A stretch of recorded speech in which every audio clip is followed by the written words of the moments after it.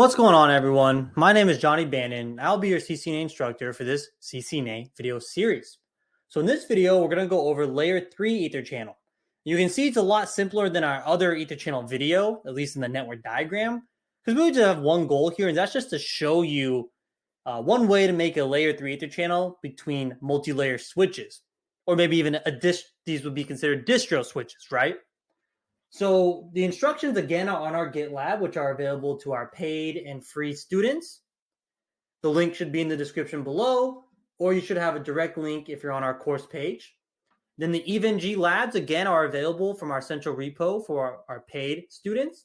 And for our free viewers, again, we have EVNG tutorial on how to build these labs. And they're pretty simple. So first things first, we turn on our devices by coming over here in more actions and start all nodes. And then let's go ahead and console into these switches. So I'm using Secure CRT as the native console. So what I'm going to do here is put this on the other side. We're going to expand it here. And we're going to do our configuration. So for this configuration, what we're going to do here is create routed ports. Now, what do we mean by that? So we can do layer 3 and switches a couple different ways. We can create an SVI, or we can create a routed port.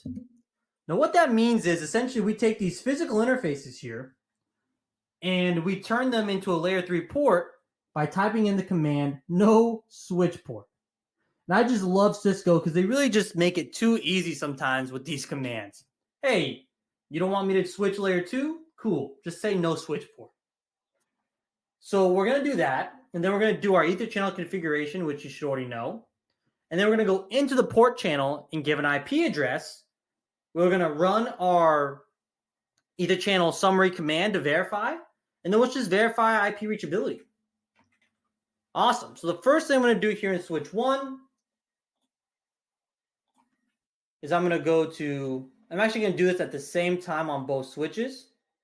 Show you guys how to do that with Secure CRT. You can come down here, send command to all sessions, and you can see I'm configuring both at the same time.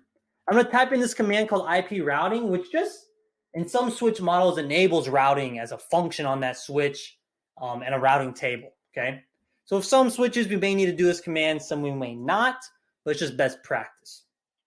And then we're going to go in to our interfaces. Awesome, and then just real quickly. All right, and then we're going to type in this command, no switch port. And this is going to turn off the layer 2 functionality and make this a routed port. And then we're going to do our Etherchannel command. So channel group 5, mode active, just active LACP on both sides is fine. Awesome. And then we're going to type in interface PO5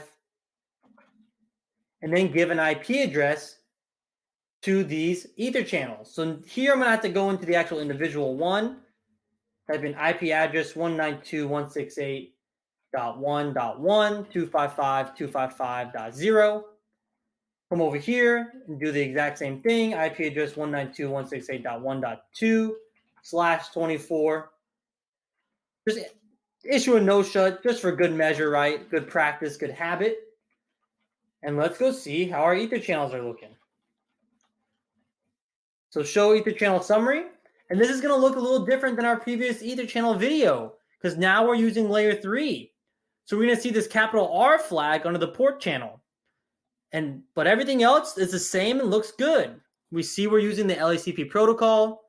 Capital U means in use. We're sending those good packets, right? That good traffic. And then P means we're bundled in a port channel, which means our member interfaces are participating. Now let's just do a quick ping command just to kind of polish this off, see if we have IP reachability. And we do.